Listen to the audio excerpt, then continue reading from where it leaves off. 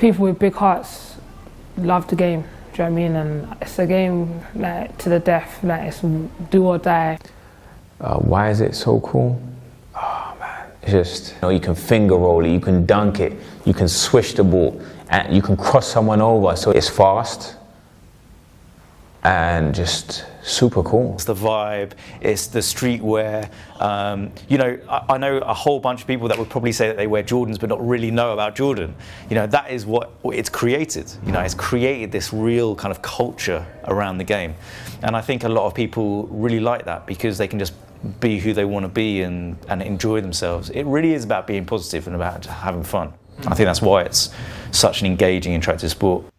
There are hundreds of reasons to choose from as to why basketball has become such a popular and loved sport around the world. And with the sport becoming such a global phenomenon, the UK and more specifically London has become another home to basketball. Basketball has been a tool to positively change and impact millions of lives, which is exactly what two London-based charities are aiming to achieve. All right, I'm Tony Lazar. I am a CEO, I am a founder, I am an entrepreneur, amongst many other things in life, such as a father. Basketball in London needs something that's quality, reliable, consistent. And I think I can help with that. So I made a conscious decision, I'm gonna start LBA. And I did. So in 2012, off the back of the London Olympics, I wanted to start a legacy piece and started the LBA. We are a great,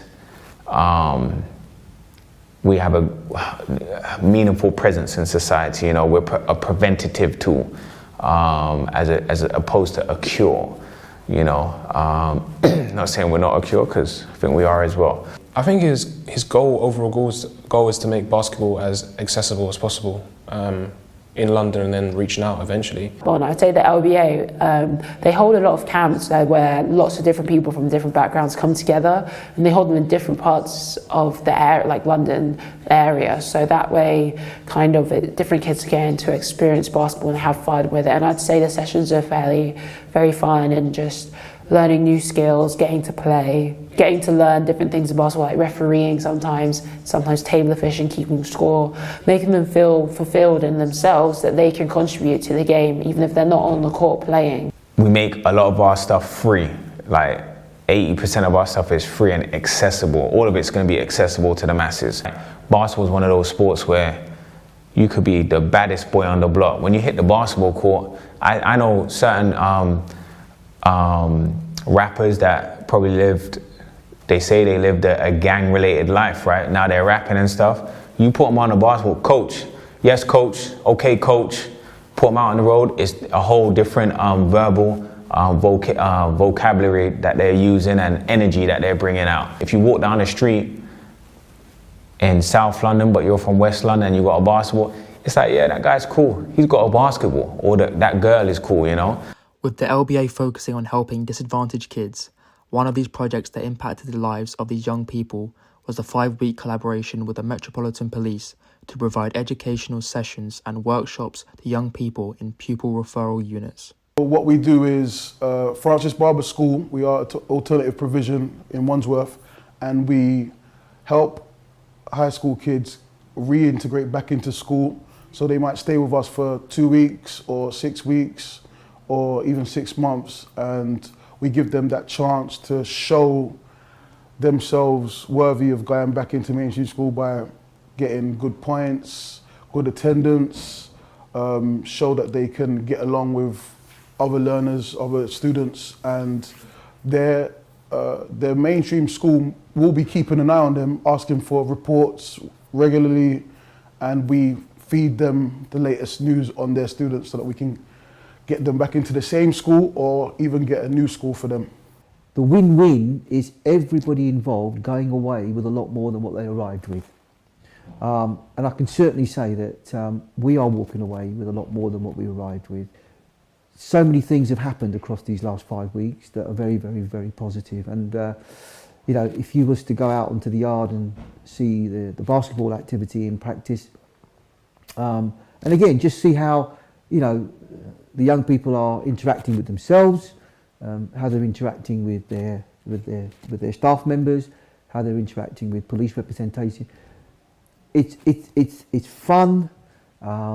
It's very, very positive, and there are signs that, you know, our attempts to be able to heighten their awareness on things like, let's communicate, let's talk with respect, you know, let's take some responsibility out there, let's help each other, let's be part of this team, you know, let's make some good deals. All of those are being evidenced. I was a big part of the Wandsworth Hoops project, which targeted kids from not so well backgrounds, and there I could definitely see, like, they definitely had some struggles in the background. Like, you obviously don't know what it is, but there was definitely something which was holding them back from succeeding properly. So having basketball then as an outlet where they can shine, they can show success, they can build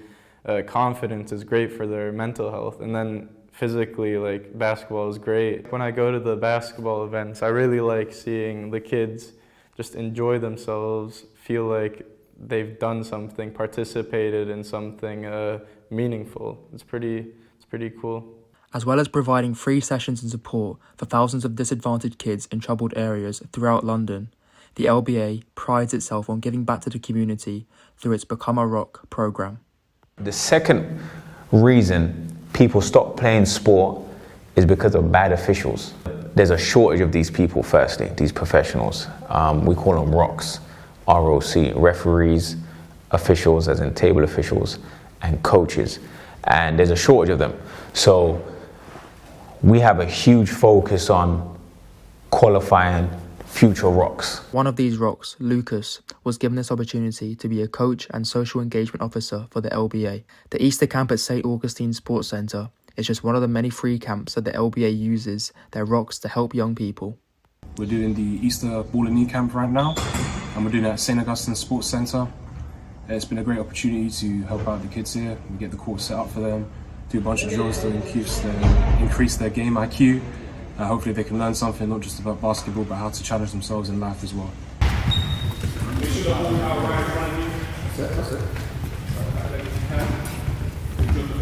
I shouldn't be the loudest one in the room. All right? What number are we on? 11, 10. People already saying different things, okay? What does that tell me? You guys aren't shouting loud enough, okay? Shout, all right?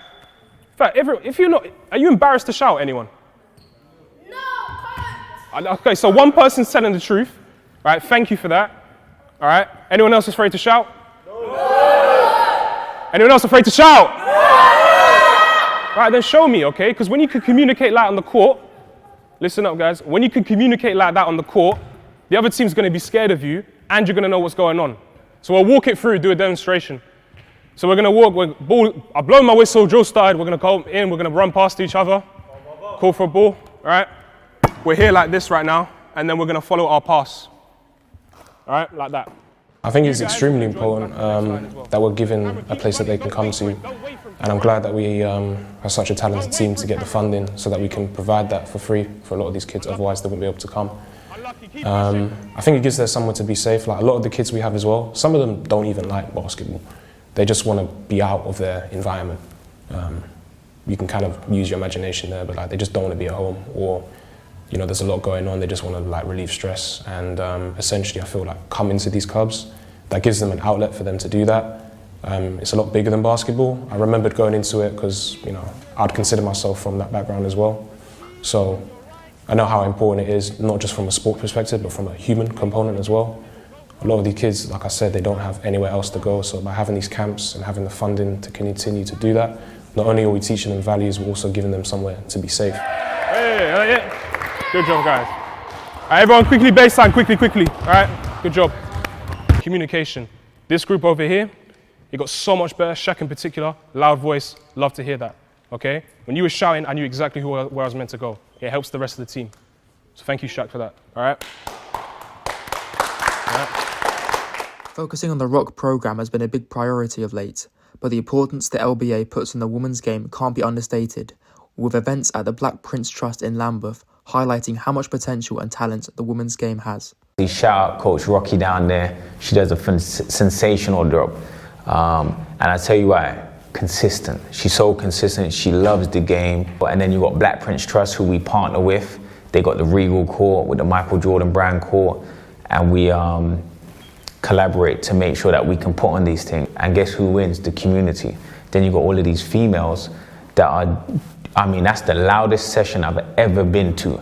They're shouting from the sidelines, on the court. I mean, it's so loud in there. And there's only like 25 of them in there at best, you know, and it's like, they came to play. Once I picked up a basketball, like, that was it for me. And, you know, before that I had never played. And I started playing on the boys team initially because there wasn't girls teams like that around. And ever since then, my love for it just grew, and I haven't stopped playing since then. So naturally playing, I just wanted to share my knowledge with others, and I've had so many opportunities from playing basketball. There's so much you can get from playing the sport, so I just wanted to share that with other people already. Look up, look up, look up! Keep running, Helen! I come here whenever I'm free on a Friday. It's great. My teammate Rocky runs the sessions, so it's great to support her. And it's always great to see so many players on a Friday night. Have like 15, 20 girls every week, so yeah, it's great. Rocky is just a great person. She's selfless. She's literally everything you want in a teammate. I've only played with her for this one season, but I've loved every second. She's a leader. She's someone I can speak to about basketball, but also about life. It's like a sisterhood when we come here. You know, I actually love these girls. I look forward to Friday, because even though my weeks are long, like, it's like coming here, it's just like, like, you know, if we have more sessions like this, because as much as this is a great session, I feel like there should be more. So I just feel like if we have more stuff like this, then they need to put a bit more money into women's sport, like, just generally, do you know what I mean? Because sometimes, even though we have the WBBL, us as women, we have to still play and work. And I think if we're going to be professional about it, then we need to do it the right way. So it would be a big help to the sport to even grow more. And I think you'd even produce even a higher quality of basketball if that was the case.